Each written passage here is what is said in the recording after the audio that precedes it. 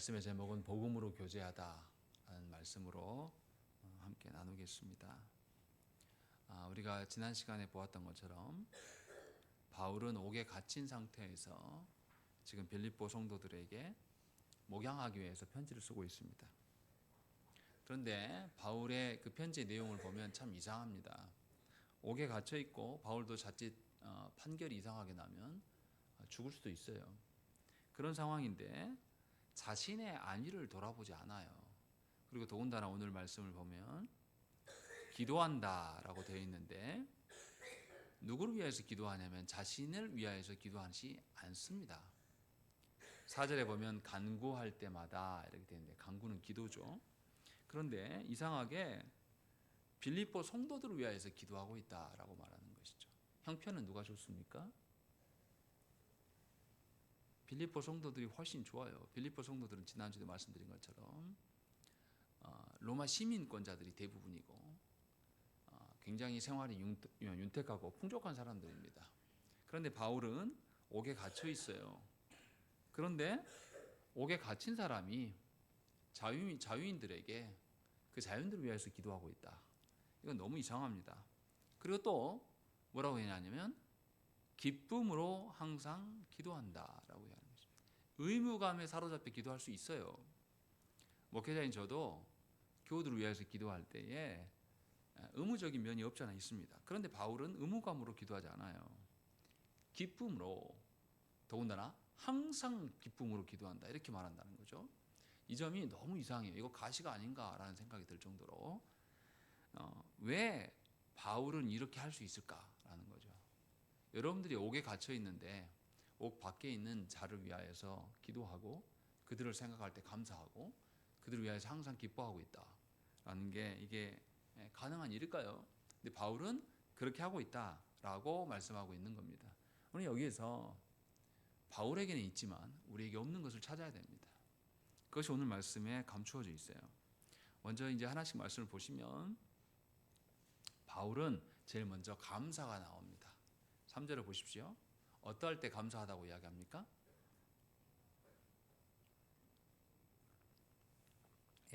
빌립보 성도를 생각할 때마다 감사하고 있다라고 이야기를 합니다. 근데 바울이 생각할 때마다 감사하다라는 것은 감사가 한 번으로 끝난 겁니까? 아니요. 계속 반복되고 있고 지속되고 있다는 것을 우리는 알 수가 있어요. 그러니까 빌립보 성도들을 생각만 하면 빌립보 성도들에 대한 기억이 어떤 건지 우리는 잘 모르지만 여하튼 그 기억이 있는데 그 기억으로 말미암아 매우 감사하고 그 감사가 반복되고 있음을 우리는 알 수가 있습니다. 어떤 기억이길래 이렇게 할 수 있을까라는 것을 생각을 해봐야 됩니다. 먼저 우리는 생각해야 될 게 바울은 누구에게 감사합니까? 하나님께 감사하고 있다라고 이야기를 합니다. 여기서 이제 매우 독특한 것이죠. 하나님이 주셔서 하나님께 감사한다는 건 우리도 다 있어요. 그런데 바울은 이상하게 표현합니다. 빌립보 성도들을 기억할 때마다 빌립보 성도들한테 감사하다는 게 아니라 하나님께 감사한다라는 것을 말하고 있는 겁니다. 다시 말하면 뭔가 하나님께서 빌립보 성도들에게 뭔가를 행하셨고 그 결과가 빌립보 성도들에게 드러났고 그로 인하여서 바울이 감사하고 있다라고 말하고 있는 겁니다. 이 말은 바울이 감사하는 감사의 기준이 빌립보 성도들에게 있지 않고 누구에게 있다는 겁니까? 하나님께 있다는 것이에요. 하나님이 주신 성도들에게 무엇인가를 행했고 행하신 바가 드러날 때 목회자는 기뻐할 수 있습니다. 제가 여러분들 보고 기뻐할 수 있는 가장 큰 이유는 뭐냐면 여러분들이 성숙해 가는 거예요. 성화되는 겁니다. 그것이 목회자의 가장 큰 위로이고 보람이고 기쁨이에요. 사도 바울 선생님도 지금 그 이야기를 하고 있는 겁니다. 그래서 사도 바울 선생님은 데살로니가전서 5장 18절 말씀에 범사에 감사하라. 이것이 그리스도 예수 안에서 너희를 향하신 하나님의 뜻이니라 이렇게 말씀하고 있습니다. 다시 말하면 바울이 감사할 수 있는 근거는 뭐냐면 하나님의 뜻이 있기 때문에 뜻대로 되어지기 때문에 범사에 감사할 수 있다라고 말씀하고 있는 겁니다. 왜 그렇습니까? 바울은 원래 예수 그리스도를 믿는 자를 잡아 죽이고 폭행하는 일을 했던 사람이에요. 유대인의 앞잡이였습니다. 그런데 예수님을 만나고 나서 바울의 삶은 180도로 전환돼 버리죠. 어떻게 됩니까? 그리스도를 믿는 자를 잡아 죽이는 사람에서 이제는 그리스도를 전하는 자로 전환됩니다. 그래서 같은 동족 유대인들에게 바울은 많은 협박과 핍박을 받았어요. 죽을 뻔한 경우도 생기고 그런 상황이란 말이죠. 그런 상황에서 바울이 복음을 전하고 있어요. 그러면 바울의 뜻은, 소망은 하나님의 뜻대로 복음이 이 땅에 편만해지는 것입니다. 더더구나 빌립보 교회는 어떻게 세워졌습니까? 바울이 가고 싶어서 간 동네가 아니에요. 바울은 원래 아시아 땅에, 지금의 터키 땅에 있으려고 했습니다. 그런데 하나님께서 어떻게 했습니까? 성령께서 막으셨어요.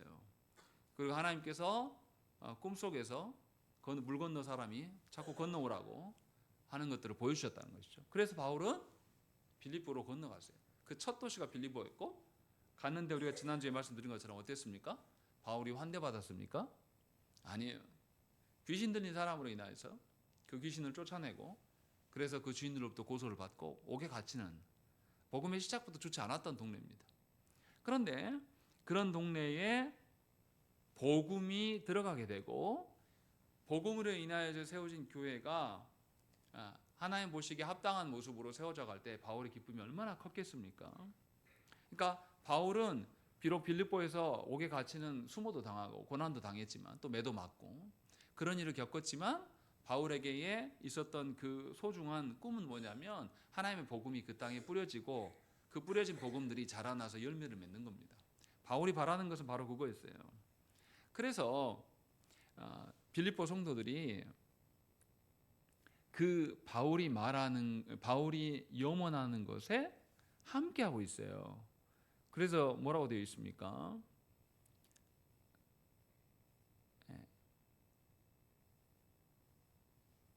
5절에 보시면 너희가 첫날부터 이제까지 복음을 위한 일에 참여하고 있다라고 말씀하고 있습니다. 이 빌립보 성도들이 첫날부터라고 했다라는 것은 바울이 빌립보 교회를 세운 것을, 지금 이 빌립보서가 쓰여진 것들을 대략 AD 60년경으로 봅니다. 그래서 10년 전쯤부터 복음을 전했고 약 10년 동안 빌립보 성도들이 바울의 복음 전도를 위하여서 계속 후원하고 있었다는 거예요. 변함없이 후원하고 있는 지경까지 온 것입니다.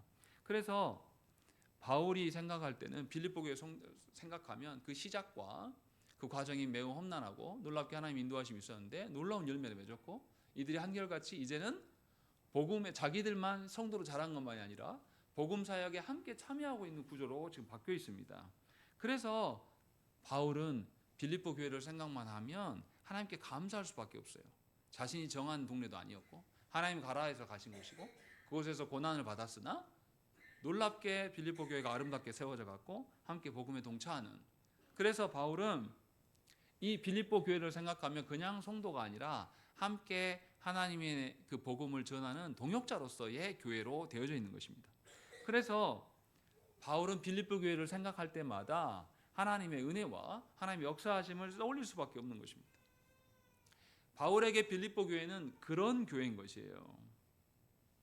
여러분들은 다른 사람들에게 어떤 사람으로 기억되고 있습니까? 기억된다라는 것은 우리가 끊임없이 노력을 해야 됩니다. 다른 사람들에게 어떤 모양으로 기억되는 것은 우리가 어떻게 노력하느냐에 따라서 많이 달라질 수 있어요. 근데 우리는 그런 거 별로 신경 쓰지 않습니다. 누구를 위해서 삽니까? 주로 나를 위하여서 살고 내 기억의 어떠함에 근거해서 살려고 하는 겁니다. 그러나 우리의 기억이라는 것은 우리가 잘못된 오류일 수도 있을 것이고 누군가의 노력에 의해서 생겨난 기억일 가능성이 굉장히 높아요. 정작 여러분들은 다른 사람들에게 범사에 감사할 수 있게 만드는 기억을 만들고 있냐 이 말이죠. 바울은 그 이야기를 하고 있는 거예요. 자신이 했기 때문에 이렇다라고 말하지 않아요. 바울은 너희를 생각하니 하나님께서 너희 가운데 행하심이 너무 크고 감사하다. 그래서 내가 감사할 따름이다. 하나님께. 요리하고 있는 거예요. 그러니까 바울은 빌립보 성도를 생각하면 세상적으로 뭐 어쩌다 이게 아니에요. 니네가 10년 전부터 지금까지 나에게 후원하니까 좋다. 감사하다. 요 뉘앙스가 절대 아니라는 거죠. 하나님께서 그들에게 행하신 일들을 헤아리는 것이죠. 그러니까 우리도 다른 사람들에게 우리의 어떠함에 대한 기억을 심는 것은 가장 좋은 방법은 뭐냐면 하나님께서 우리에게 행하신 그 일에 대해서 우리가 순종함으로 뿌리를 내리고 자라고 열매를 맺는 것, 이것이 우리가 타인에게 우리의 기억을 좋게 만드는 겁니다. 이것은 우리 힘으로 된다는 뜻이 아니에요. 하나님께서 주신 말씀대로 우리가 자라갈 때에 우리는 다른 사람의 기억이 아주 좋은 기억으로 남아요. 제가 가끔 말씀드리잖아요. 예화를 들을 때 우리 고향교회에 있어서 돌아가셨던 권사님, 저에게 얼마나 좋은 기억이 있었으면 계속 이야기하겠습니까? 또 제가 사역하다가 부목사 때 만났던 그 홀로 되셨지만 대장부처럼 사셨던 그 권사님, 이런 것들은 그분들이 평상시에 암과 사투하면서 살면서도 한 번도 인상 쓰지 않으면서 그 고통이 늘 심했고 약을 늘 달고 살았지만 당당하게 하나님 앞에 살아온 날마다의 삶이 켜켜이 쌓여 있으니까 그것이 저한테는 너무 좋은 은혜로 남아있는 거예요. 그런 분을 제가 본 적이 없어요. 그 기억들이 있기 때문에 하나님의 역사하심에 대해서 그분 생각하면 하나님이 관여하셨다, 역사하셨다는 게 딱 떠오르는 거죠. 지금 바울도 지금 그 이야기 하고 있는 거예요. 빌립보 성도들을, 당신들을 보니까 하나님의 역사가 너무 선명하고 그 선명한 하나님의 역사하심에 너희가 너무 순종적으로 잘 해왔고 또 함께 복음의 사역도 동참하고 있는 이 기억이 있기 때문에 내가 당신들을 보니 하나님께 감사할 수밖에 없다. 이 이야기를 3절에서 지금 하고 있는 겁니다. 이게 얼마나 놀라운 일입니까? 그래서 그리스도인들의 감사는 하나님의 복음에 대한 감사예요. 하나님이 주신 말씀이 계시되고 그 계시된 말씀이 뿌리를 내리고 자라서 열매를 맺는 것을 보는 그 감사. 그러면 우리는 그 감사를 사람끼리 나누는 것이 아니라 하나님께 향할 수 있다라고 바울은 말씀하고 있는 겁니다. 이것이 성도 간의 교제입니다. 이런 것이 복음의 교제인 것이에요. 한 주간에 어떻게 지냈어? 아기는 잘 크고 별일 없어? 이렇게 하는 것은 우리 사람들끼리 그냥 세상이 하는 방식 그대로예요. 여기다가 우리는 하나 더 얹어야 됩니다. 하나님의 말씀대로 내가 자라가고 있는 것, 하나님의 말씀을 내가 수용하고 받아들이면서 그 하나님이 주신 대로 나에게 열매가 드러나게 되면 그것이 상대방에게 감사거리가 되는 것입니다. 여러분 자신의 감사거리를 만들려고 살라는 게 아니에요. 바울은 분명하게 자신의 처지나 상황이 나아졌단 말이 일도 없습니다. 그 말 하지 않아요. 바울은 철저하게 너희를 생각할 때마다 나의 하나님께 감사한다 라고 이야기하는 것이죠. 이것으로 교제하고 있는 거죠. 바울이 이렇게 감사의 대상이 하나님이기 때문에 바울은 감사가 계속 지속될 수 있었습니다. 눈에 보이는 어떤 성과물로만 감사하게 되는 사람은 그 성과가 없으면 못 견딥니다. 하나님이 나에게 뭔가 변화를 줄 때만 감사하는 사람이 되는 거예요. 그러나 하나님이 나의 감사의 대상이 된다는 것은 하나님이 일하심을 헤아린다는 거죠. 하나님이 일하심을 헤아린다는 것은 하나님께서 우리의 삶에 어떻게 관여하시고 역사하신가를 잘 분별한다는 뜻이에요. 가끔 보면 신앙이 좋은 분들은 하나님의 행하신 일들을 이렇게 잘 이해하는 분들이 있습니다. 이거 오해해서 들으시면 안 됩니다. 잘 때려 맞춘다 이게 아니에요. 지나고 보니 하나님께서 이렇게 해서 내가 이렇게 됐구나, 내 신앙이 이렇게 됐구나, 이렇게 잘 헤아리고 그것에 감사하는 분들을 마주하게 됩니다. 그럴 때 우리는 하나님의 섭리를 이해한다고 말할 수가 있어요. 그렇지 않고 내 뜻이 있는데 내 뜻을 이루어가기 위해서 하나님이 이렇게 해주셔야 됩니다라고 말하는 사람은 하나님의 섭리를 하나도 보지 않는 사람입니다. 하나님의 섭리 상관없고 그냥 자기 생각에 있는 것이죠. 그래서 바울은 항상 하나님께 감사했어요. 놀라운 것은 뭐냐면 바울은 빌립보 성도들에게만 이렇게 말하는 게 아닙니다. 로마서 1장 8절 말씀에 먼저 내가 예수 그리스도로 말미암아 너희 모든 사람에 관하여 내 하나님께 감사함은 너희 믿음이 온 세상에 전파됨이로다 이야기하는 것이죠. 바울은 놀랍게 로마 교회 성도들에게도 내 모든 사람에 관해 너희들을 인하여서 내가 하나님께 감사한다라고 이야기합니다. 또 빌레몬서 1장 4절 말씀 보시면 내가 항상 내 하나님께 감사하고 기도할 때에 너를 말한다 이렇게 말합니다. 내가 빌레몬 너를 이야기할 때마다 나는 누구한테 감사한다? 하나님께 감사한다라고 이야기하는 거예요. 왜냐하면 빌레몬에게 일어난 변화는 누가 하신 거예요? 하나님이 하신 것을 보니까 하나님께 감사하고 있다. 이 이야기를 하고 있는 겁니다. 여러분들의 감사의 대상은 누굽니까? 여러분들은 무엇 때문에 감사합니까? 보여지는 것 때문에 감사하는 거라면 여러분 세상 사람들과 똑같은 수준이에요. 신앙이 하나도 자라지 않은 겁니다. 여러분들이 교회에 몇 년 있었는지 모르겠지만 보여지는 것 때문에 어떤 나에게 변화가 생겨서 감사하는 거라면 우리는 아직도 멀은 거예요. 바울은 자신의 변화로 인한 것들에 대한 이야기도 하지만 궁극적으로 바울의 서신들을 계속 살펴보면 바울은 목양하러 주신 영혼들이 하나님으로 인하여서 변화된 것으로 하나님께 감사하고 있는 거예요. 그러니까 바울의 감사는 항상 사람을 향해 있지 않고 하나님을 향해 있습니다. 하나님은 불변하시는 하나님이에요. 변치 않는 하나님이란 말이죠. 그 하나님을 향한 감사니까 바울의 감사가 그치지 않는 것이죠. 계속 지속될 수 있는 겁니다. 그렇지 않겠습니까? 그래서 하나님께서 우리를 교회로 두신 거예요. 나에게 일어난 변화는 내가 잘 안 되니까 여러분들의 변화가 뭡니까? 라고 물어보면 여러분들 어떻습니까? 하나님 이것도 변화하지 저것도 이렇게 막 해야 될 수 있는 사람이 몇이나 됩니까? 별로 없어요.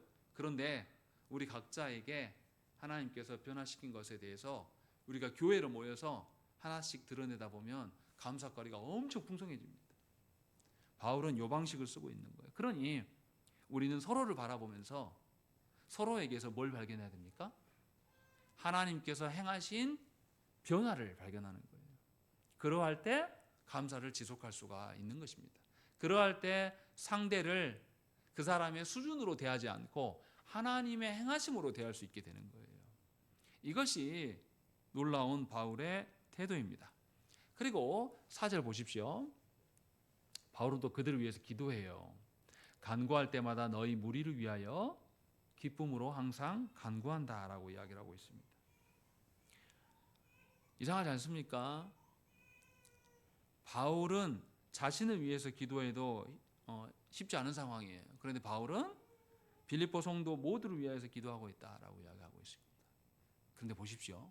모두를 위해서 기도할 만한지 15절, 17절 읽겠습니다. 시작.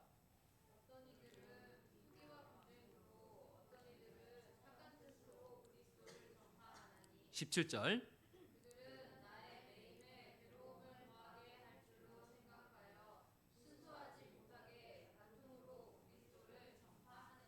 예, 빌립보 교회 성도들 중에는 누구도 있다고요. 바울의 매임에 괴로움을 더하게 하려고 하는 악한 사람들도 있다라고 이야기를 하고 있는 겁니다. 그런데 바울은 누구를 위해서 기도한다고요? 그들 모두를 위하여서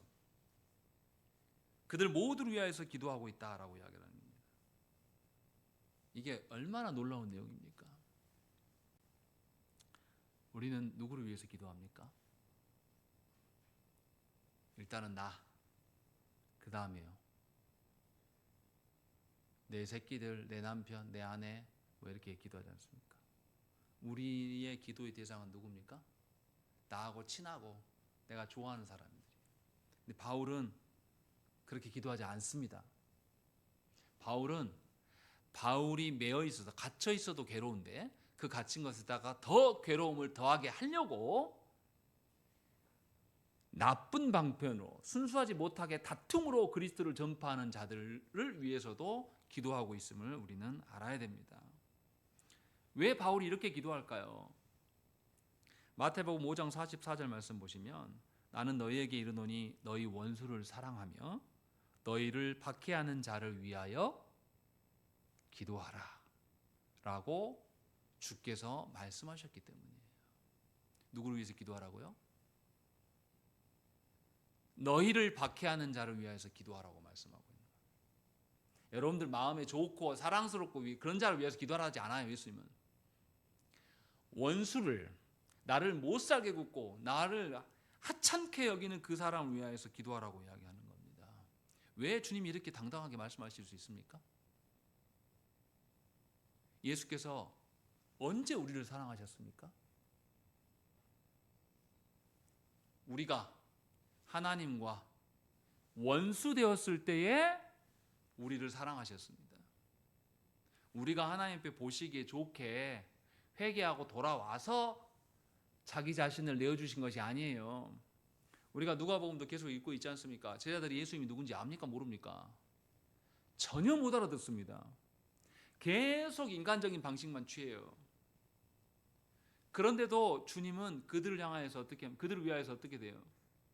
죽으러 가시는 거예요. 예수님이 어떻게 가시는지 12 제자들이 3년 동안 공생에 같이 보냈는데 한 놈도 깨닫지 못해요.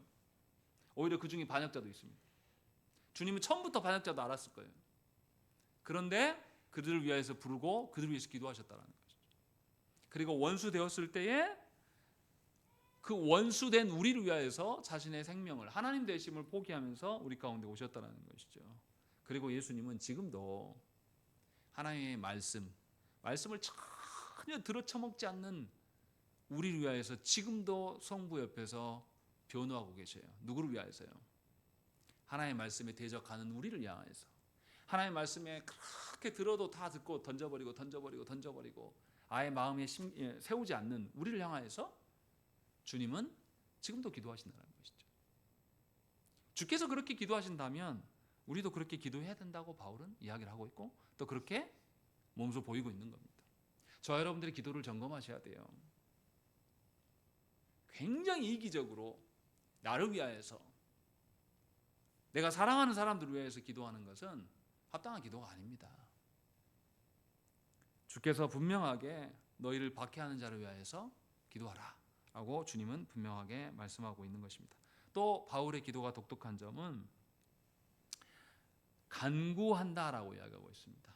간구가 뭐냐면 결핍이나 뭔가 부족함이 생겼을 때 하나님께 채워달라고 기도할 때 간구한다는 표현을 잘 씁니다. 근데 생각해 보세요. 지금 바울이 빌립보 성도를 위해서 기도하는데 누가 더 결핍이 심합니까? 바울이에요.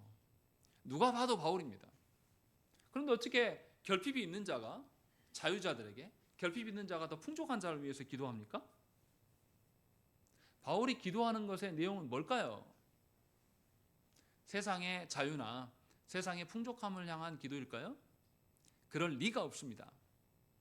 바울이 말하고 있는 그 궁핍합의 기준은 영적인 것이에요.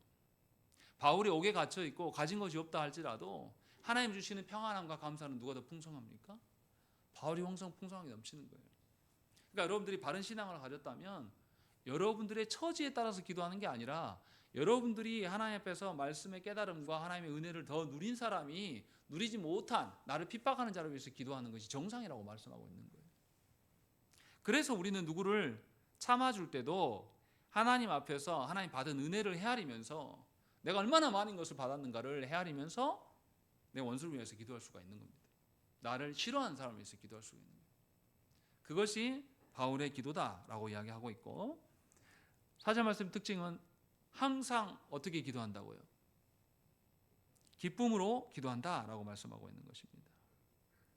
바울이 어떻게 기뻐할 수 있습니까? 바울은 지금 옥에 갇혀 있는데, 바울이 옥에 갇혀 있는데 기뻐할 수 있는 근거는 자신의 처지에 따라서 기도하지 않기 때문이에요. 우리는 어리석어서 우리 처지에 따라서 기도합니다. 몸이 안 좋으면 안 좋은 것에 맞춰서 기도하고, 몸이 편안하면 편안한 대로 또 심심해서 기도하고, 우리는 다 그런 방식이에요. 그러나 바울은 마음의 중심에 다른 것이 채워져 있습니다. 자신의 현실과 타협하는 기도를 하고 있는 것이 아니에요. 바울의 기쁨은 우리가 3절에서도 봤지만 하나님께서 주신 빌립보 성도들에게 역사하시는 하나님의 역사예요. 그것으로 인한 기쁨이 세워져 있는 것입니다. 그래서 바울은 항상 기쁨으로 기도할 수가 있는 거예요. 그렇지 않겠습니까? 저도 고등부 때 잘 목양한 아이가 신학교 가고 지금 목사가 됐습니다. 그리고 한 교회에서 부목사 생활을 하고 있어요. 가끔 전화가 와요. 목사님 이래저래 해서 힘들어요. 이럴 때 어떻게 해야 됩니까? 라고 물어보면 참 기뻐요. 그 녀석 생각하면 굉장히 마음이 즐겁고 기쁩니다. 이것은 변하지 않아요. 늘 한결같아요. 하나님께서 너무 그를 사랑하셔서 그 어렸던 고등학생이었던 그 아이가 말씀으로 자라가더니 하나님의 앞에서 온전히 서가고 있고 자라가고 있는 것이 보이니까 더 기쁜 것이죠. 바울의 이 기쁨의 근원이 바로 이처럼 하나님의 행하심에 근거하고 있다라는 것이에요. 그러니 저와 여러분들도 기쁨의 근원이 무엇인지 생각을 해보셔야 됩니다. 항상 기뻐할 수 있기를 위하여서 기도하는 것은 하나님의 일하심에서밖에 찾을 수가 없어요. 하나님이 약속하신 것 위해서는 우리의 기쁨이 없습니다. 세상의 것들이 주어지는 것은 잠시 잠깐이에요. 늘 말씀드리지만 세상의 것이 채워준다고 해서 얼마나 기쁩니까? 참 죄송한 이야기지만 작년에 우리 교회에 차를 사고 차가 바뀌었잖아요. 정말 차가 좋더라고요. 전에 타는 차하고 비교가 안 될 정도로. 제가 얼마 동안 기뻐했겠습니까? 잠깐이요, 잠깐. 오랜만에 만난 목사님이 지난주에 길 가다 만났는데 제가 차를 보고 깜짝 놀라더라고요. 와, 목사님 차 좋습니다. 좀 무덤덤한데 그분은 이제 처음 본 거니까. 기쁨이 오래가지 않아요. 세상 기쁨은 어떤 것들을 채워줘도. 그러나 하늘의 것으로 하나님의 일하심으로 인한 기쁨은 변치 않습니다. 그러니 저와 여러분들의 기쁨이 하나님의 일하심을 헤아리는 기쁨이 되어야 됩니다. 서로에게서, 나에게 없으면 다른 사람들에게서, 나에게 없으면 하나님이 나에게 맡겨주신 그 영혼들에게 하나님의 주신 말씀의 변화가 생겨나기를 기뻐해야 되는 것입니다. 생각을 해보세요. 주는 우리 교회에 왔을 때 없었거든요. 하나님이 주셔가지고 은혜로 나왔습니다. 처음에는 예배 못 드려가지고 막 소리도 지르고 울고 막 그랬어요. 이제 커가지고 예배에서 한마디씩 해요. 글씨도 읽어서 뭐라고 막 성경 몽상할 때 늦지만 뭐라고 하고 있어요. 얼마나 감사합니까? 없었는데 있고 있는 애가 또 자라서 함께 예배에 조금씩 스며들고 있어요. 이런 거를 발견하는 거죠.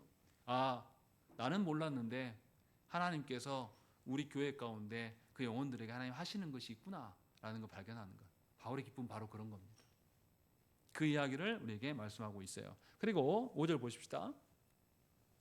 5절 읽겠습니다. 시작.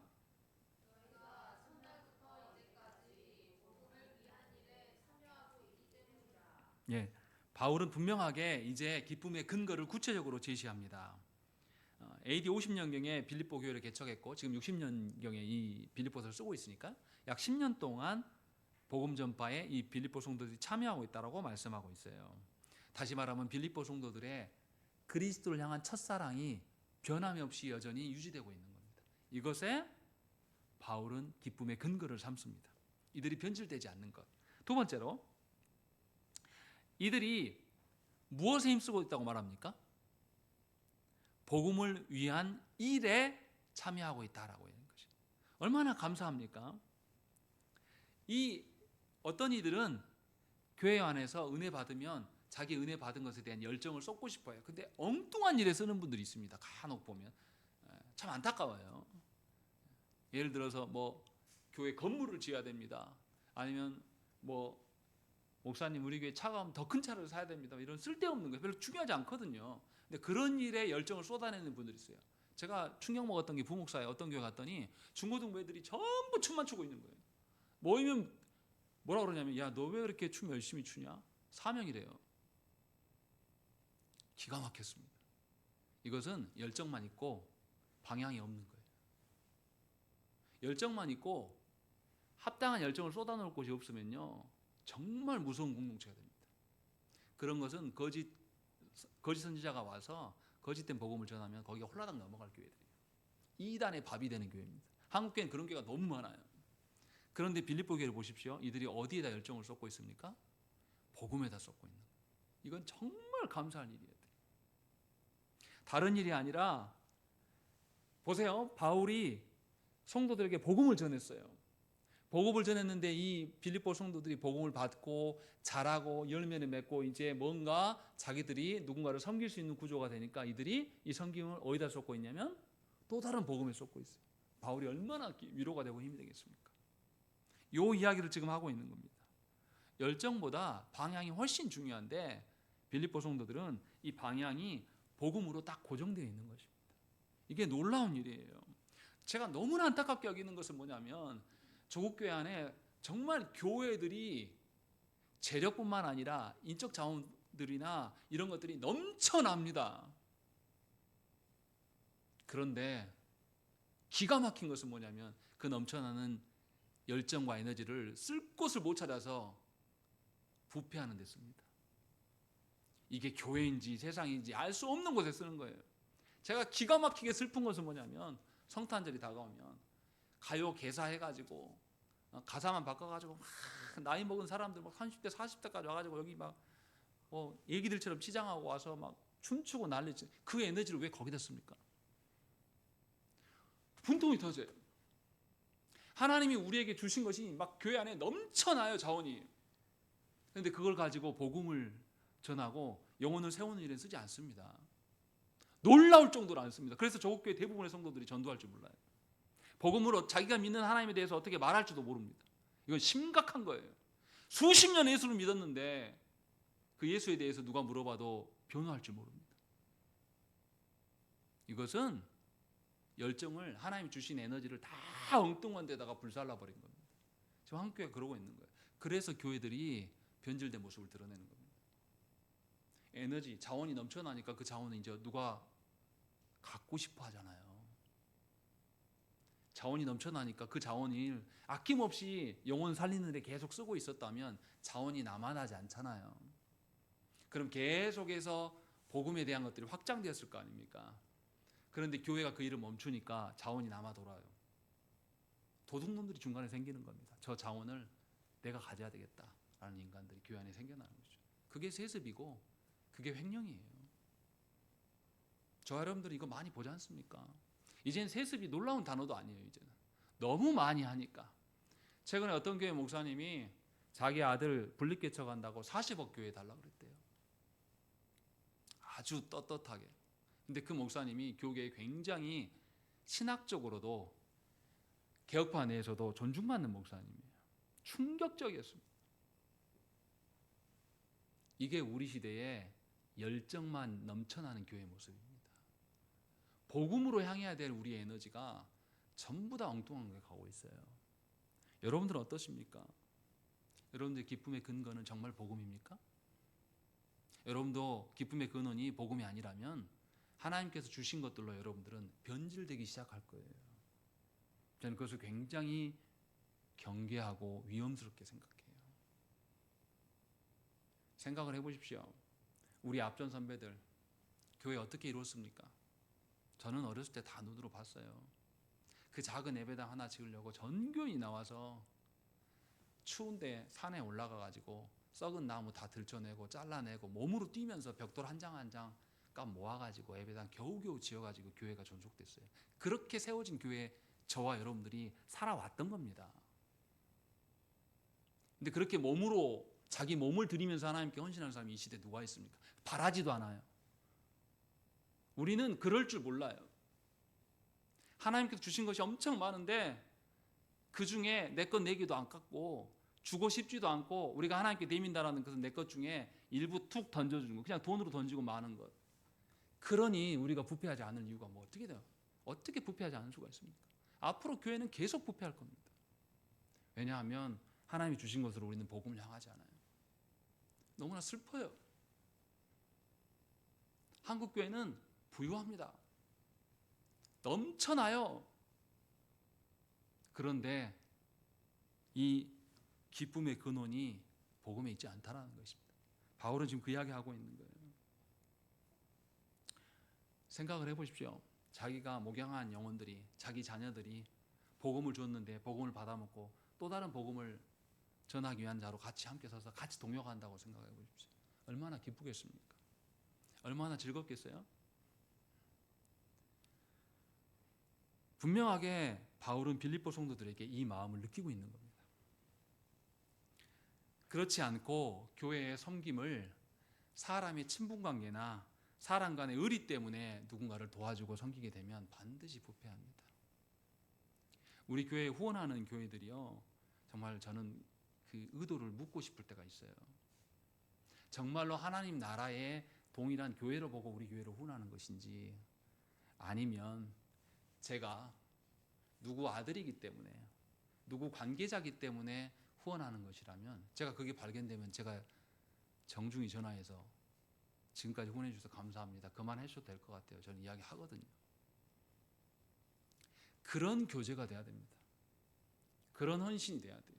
그래서 복음 안에서 서로가 서로를 끌어주는 구조가 돼야 됩니다. 그렇지 않고 조 목사님, 조일서 목사님 아들, 그럼 내가 후원해 줄게, 이런 관계면 저는 어떻게 돼야 됩니까? 이제 저를 후원해 주는 그분이 세습을 하고 교회 안에서 잘못된 길을 가고 그렇게 해도 저는 어떻게 해야 됩니까? 지금까지 받아먹은 게 있으니까 말을 못하게 되는 거죠. 함께 부패하면서 망해가는 겁니다. 사람의 관계나 의리 때문에 선교하고 무엇인가 하나님 나라의 일들을 한다고 말하는 사람들은 반드시 부패하게 돼 있는 것이죠. 비난하려고 하는 이야기가 아니라 우리가 무엇 때문에 하나님 나라 일들을 세워가야 되는지 생각을 하셔야 한다는 거예요. 여러분들이 저와 어떤 관계가 있어서 제 사역을 돕고자 하는 거라면 하시면 안 돼요. 하나님 나라의 복음에 반응함으로써 여러분들이 헌신하고 참여하는 거면 기꺼이 그건 함께 하는 겁니다. 저 때문에 하는 게 아니라 복음 때문에 해야 돼요. 그리스도 때문에 여러분들이 이 교회 안에서 발을 딛고 살아가면서 하나님이 주신 그 에너지를 복음에 쏟아놓는 일을 하는 것은 기꺼이 마땅히 해야 될 일입니다. 그러면 우리는 함께 하나님 나라를 기뻐할 수가 있는 겁니다. 이런 교회가 돼야 된다는 거죠. 여러분들이 그렇게 살아가기를 저는 빌어요. 여러분들이 하나님 앞에서 얼마나 하냐 이거 중요하지 않아요. 그것은 여러분들이 하나님 앞에 각자 정직하게 해야 될 부분입니다. 제가 관여할 부분은 아니에요. 저는 목양자로서 가르치는 거예요. 그래서 우리 서로가 바울이 빌립보 교회를 보면서 이 말했던 기쁨, 이것이 우리 안에도 있어야 됩니다. 그래서 우리 모두가 진심으로 목회자만 혼자서 교회 일 죽어라 하는 그런 구조가 아니라 모든 성도가 함께 복음을 위하여서 함께 협업하는 구조로 되어지면 우리는 서로를 더욱더 신뢰하게 될 겁니다. 우리는 서로를 더욱더 하나님 나라의 동역자로 바라보게 되는 것입니다. 위아래가 생기는 게 아니에요. 그런데 그렇지 않는 방식으로 되면 반드시 가불관계가 생겨납니다. 저는 그런 꼴 많이 봤어요. 우리 교회 후원한답시고 얼마 탁 띵겨주면서 반말 찍찍하면서 잘해, 왜 보고는 안 하나, 이렇게 하는 분들 많이 마주합니다. 여러분들은 안 마주하니까 그게 어떤 건지 모르겠죠. 그것은 복음에 반응하는 것이 아닙니다. 분명하게 바울은 복음으로 인하여서 기쁨이 생긴다고 말씀하고 있어요. 그래서 교회와 교회 성도됨과 목회자는 서로를 복음 때문에 존중해야 됩니다. 다른 거 없어요. 복음으로 서로를 존중할 수 있어야 되는 것이죠. 그 이야기를 하고 있는 거예요. 그리고 여기서 5절 말씀에 보시면 참여하고 있다. 이 참여라는 단어가 코이노니아라는 단어예요. 코이노니아라는 뜻은 뭐냐면 교제한다를 포함하고 있습니다. 생각을 해보십시오. 빌립보 성도들은 어느 도시 사람이에요?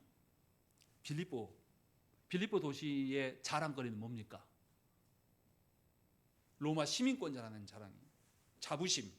퇴역 군인들이 모여 산다는 것은 로마 시민권을 다 가진 자들이에요. 그런데 바울은 지금 어떤 사람입니까? 아니, 로마 시민권을 갖고 있지만 지금 바울의 상태가 어때요? 옥에 갇혀 있어요. 뭐해서? 로마의 재판을 받기 위해서 로마에 갇혀 있는 상태란 말이죠. 그러면 로마 시민권자가 죄수와 교제하게 되면 손해가 있습니까, 없습니까? 있을 수밖에 없는 것이죠. 그런데 빌립보 성도들은 바울과 교제하는 것을 끊었어요, 안 끊었어요? 계속 이어가고 있는 겁니다. 이게 복음의 능력이에요. 바울과 교제하면 자칫 죄수와 교제하게 되면 로마 시민권에 위해가 될 수가 있습니다. 빌립보 도시는 특별히 로마 시민권에 대한 자랑이 있는 도시인데 그 사람들과 다 관계가 있을 터인데 이상하게 빌립보 교회만 다니면 이 범법자하고 계속 편지로 교제받으면서 그를 위하여서 막 돈을 막 기부하고 그를 위해서 막 기도한단 말이에요. 그러면 세상 사람이 볼 때는 또 뭘 하고 범죄자를 위해서 그렇게 하냐라고 물어볼 수 있지 않겠습니까? 그런 문제가 생긴다는 것이죠. 불이익이 생겨요. 그런데도 빌립보 성도들은 이 불이익을 감수하면서 복음의 교제를 멈추지 않고 있는 거예요. 이것이 놀라운 겁니다. 복음은 우리에게 손해를 끼쳐도 그 일에 힘쓰게 하는 능력을 갖고 있는 것입니다. 복음은 우리의 희생 없이 되어지는 것이 아니에요. 왜냐하면 복음으로 약속된 그리스도의 영광, 하나님 나라의 영광은 우리가 손해볼 정도의 것과 비교할 수 없는 가치이기 때문이에요.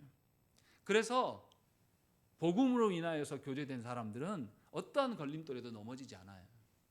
그래서 지금 계속 이 교제가 바울과 빌립보 성도들 가운데 이어지고 있다라고 말씀하고 있는 것이죠. 6절 우리 읽겠습니다. 시작.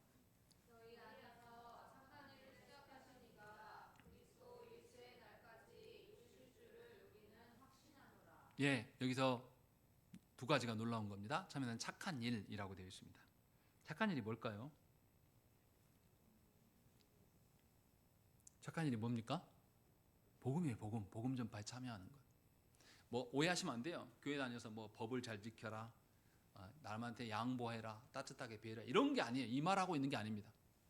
그런 게 아니고 복음 전파, 복음이 전해지는 것이 가장 선한 겁니다.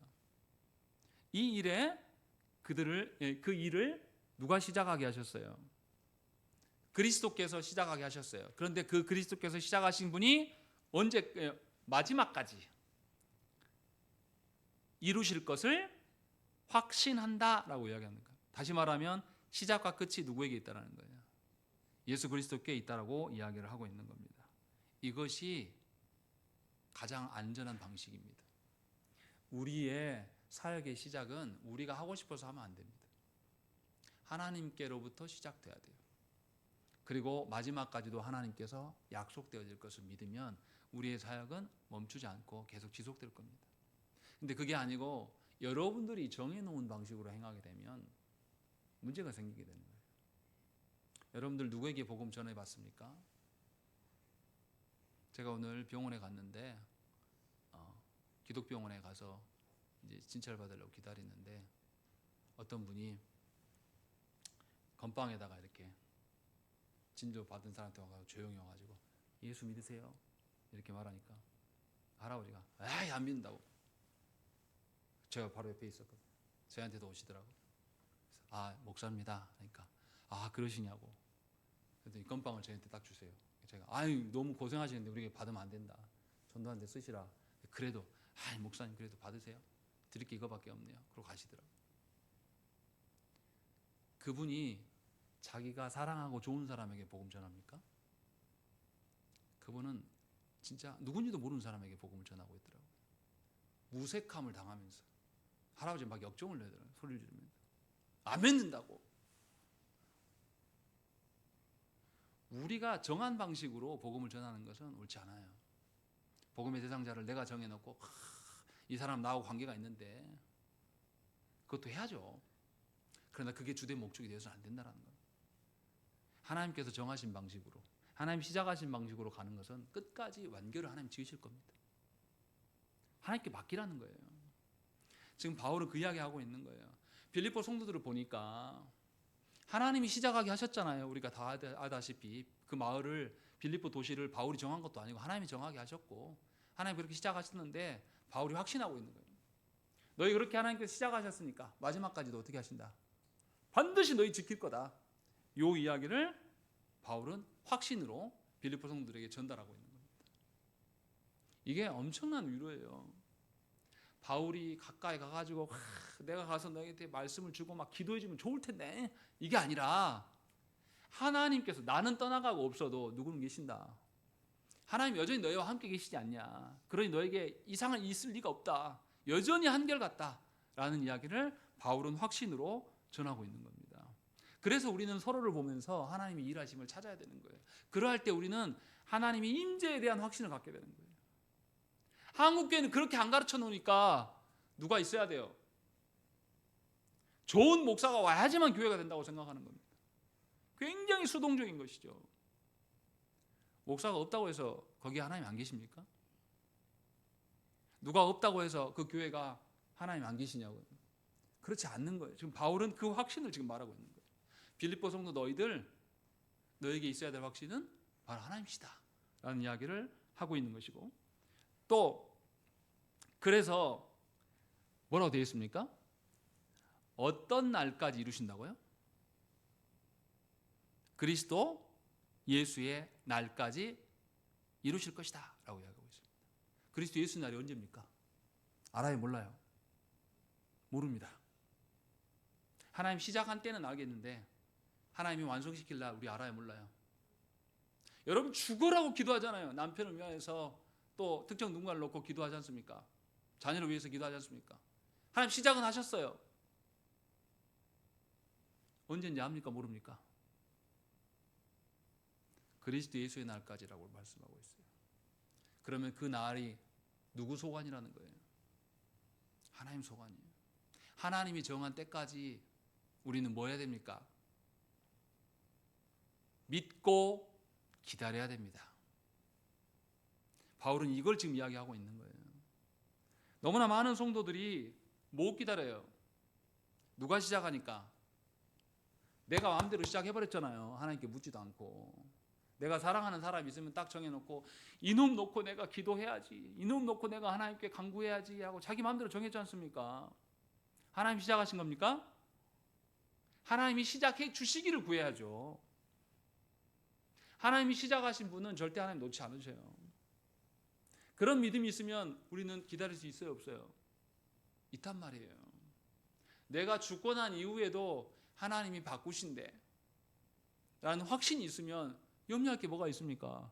지금도 계속 그 사람을 믿는 자로 대우하면서 즐겁게 살아가면 되죠. 그런데 내가 시작해 놓으니까, 하나님께 못 맡기니까 늘 불안한 거죠. 불안하고 그 상대방이 나한테 기분 나쁘게 대하면 나까지 기분이 나쁘고, 응? 내가 너 때문에 내가 얼마나 참고 있는데 지금 네가 나한테 그렇게 행동해? 그래서 화가 막 치어오는 거죠. 이것은 하나님의 행하심을 기다리는 자가 아닙니다. 바울은 분명하게 그리스도 예수의 날이라고 말씀하시면서 인내하라고 이야기를 하고 있어요. 갈라디아서 6장 9절 말씀에 우리가 선을 행하되 낙심하지 말지니 포기하지 아니하면 때가 이름에 거두리라 라고 말씀하고 있습니다. 하나님이 행하시는 일이기 때문에 하나님께서 결실을 주실 것입니다. 그러니 하나님의 때를 기다리셔야 됩니다. 하나님의 때에 대한 기다림의 확신을 가지셔야 돼요. 그래야지 은혜 안에 살아갈 수가 있는 겁니다. 바울은 빌립보 성도들에게 이것을 권면하고 있는 거예요. 모든 선행, 하나님의 행하심의 시작과 끝은 다 하나님께 속한 겁니다. 우리 손에 없어요.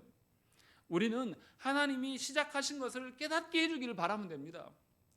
하나님이 시작하셨으니까 내 때에 내가 그것을 보지 못해도 반드시 이룰 것이라는 믿음을 갖고 나는 그렇게 기쁘게 살아가면 되는 거죠. 그 이야기를 바울은 권면하고 있어요. 이렇게 하나님의 시작과 끝을 확인하는 것이 우리가 낙심하게 되는 것을 방지할 수 있어요. 또 내가 예를 들어 내 마음대로 뜻을 정해놓고 내가 다음 달까지 기도해야지 해가지고 다음 달 되기 전에 일이 되어버렸어요. 그럼 우리 어떻게 됩니까? 그 다음에 이 모든 것을 하나님께 영광 이렇게 합니까? 어떻게 해요? 어깨에 뽕이 들어가지고 내가 기도했더만 응답돼 버렸시야 이러면서 뭐 합니까? 건방을 떨면서 자랑하게 돼요. 하나님이 시작하셨고 하나님이 마무리 짓는다는 믿음이 있으면 우리는 낙심도 하지도 않게 되지만 뭐도 안 하게 됩니까? 교만하거나 자랑하지도 않게 되는 거예요. 성도가 변질될 수 있는 방편을 막는 것은 하나님의 행하심입니다. 하나님이 시작하셨음을 알게 해달라고 기도하는 게 가장 중요해요. 그 이야기를 지금 보여주고 있는 것이고 7절 말씀을 읽겠습니다. 좀 길지만 읽겠습니다. 시작.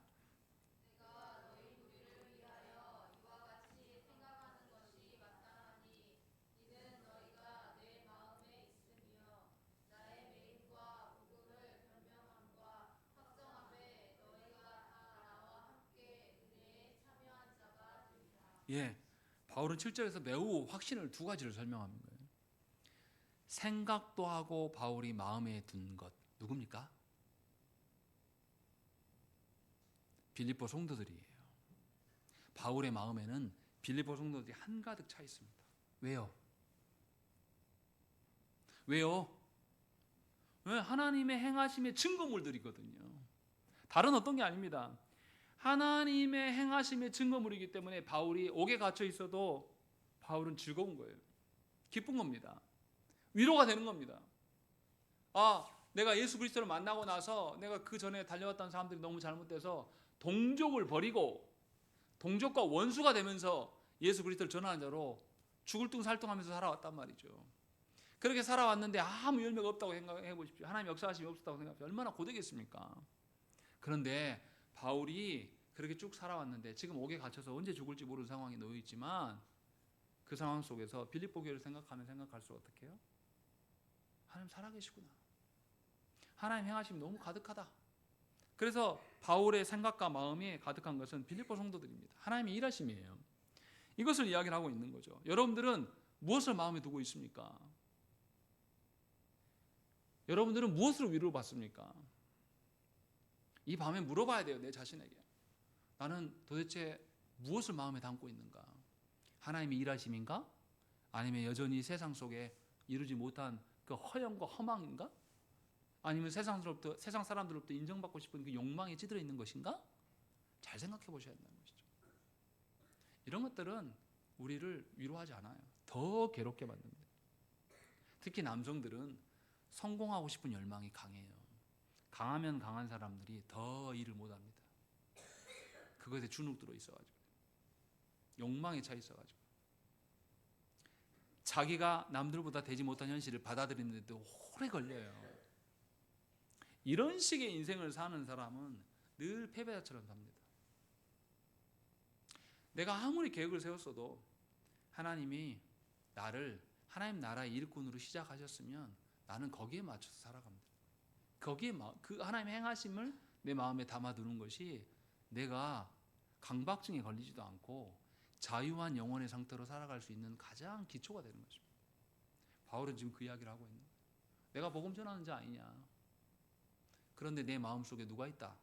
성도가 가득하다라는 것을 바울은 확증하고 있는 것이고, 두 번째는 바울이 나의 매임에도 불구하고 무엇이 있다?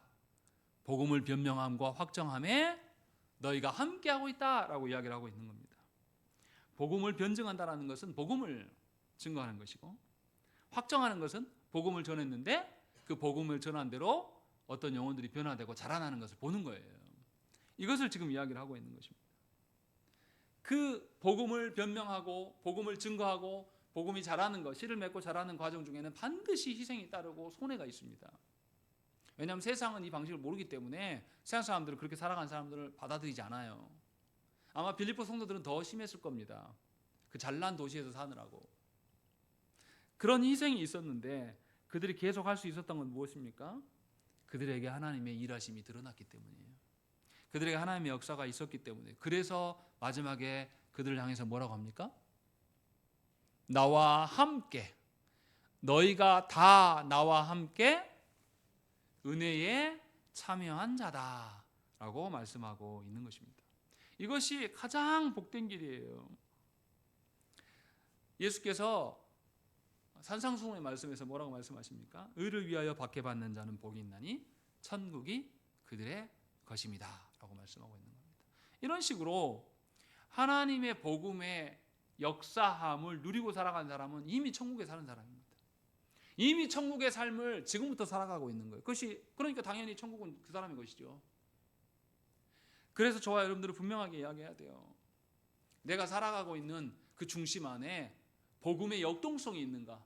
복음을 주고 복음이 준 것이 씨앗을 뿌려서 자라고 열매 맺는 것을 내가 보고 그것으로 인해서 즐거워하고 다시금 또 복음을 뿌리고 이런 방식으로 내가 살아가고 있는지 점검하는 것. 이렇게 살아가는 사람은 진정으로 하나님 나라의 백성으로 하나님과 함께 하나님의 일하심과 동역하면서 살아갈 수가 있는 영광의 자리에 서는 것입니다. 이것이 성도들에게 주어진 가장 값진 복이에요. 이것이 여러분들의 기쁨이 돼야 되고 이것이 여러분들의 감사가 돼야 됩니다. 그러할 때 여러분들은 세상에서 굴복당하지 않고 업신여김을 당해도 전혀 타격감을 입지 않아요. 이것이 성도의 능력이에요. 권세입니다. 그러니 좋아요, 여러분들이 새해 살아갈 때 우리가 무엇을 마음에 담고 살아가야 될지, 우리가 무엇을 헤아리면서 살아가야 될지 하나님께 기도하셔야 됩니다. 하나님이 우리 가운데, 또 우리와 함께하는 교우들 가운데, 또 우리의 아직 믿지 못하는 우리의 가정의 구성원들 가운데 하나님의 일하심이 시작되기를 위해서 기도하셔야 됩니다. 하나님은 시작하시면 절대 멈추지 않으십니다. 반드시 이루셔요. 제가 왜 쓸데없이 연초만 되면 대표 기도 신청 받습니까? 우리 교회가 왜 그렇게 합니까? 작년에 했던 분들 또 하기를 바라서 받는 게 아니에요. 안 했던 분들이 마음의 변화를 일으켜서 믿음의 결단을 하기를 바라는 마음이에요. 기회를 드리는 겁니다. 그래서 함께 다 예배하기를 소망함으로 일부러 그렇게 하는 거죠. 복음을 위해서 산다라면 이것을 누가 찌르지 않아도 하게 될 겁니다. 아직 우리는 그런 수준이 되지 않아요. 그러나 하나님께서 우리를 교회되게 하셨으니 좌절하지 않습니다. 포기하지 않아요. 하나님 이루실 날은 반드시 있습니다. 그날을 소망하면서 우리가 살아가셔야 되는 것이죠.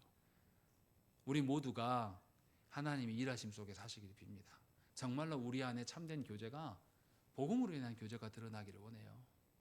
여러분들의 남편과 여러분들의 아내와 여러분들의 자녀와 여러분들의 친인척과 여러분들 회사의 동료들까지도 복음의 교제가 있기를 원합니다. 그것이 사는 일입니다. 우리 함께 기도하시겠습니다. 이 시간 우리 함께 기도하실 텐데요. 우리가 한두 가지만 놓고 함께 기도하시겠습니다.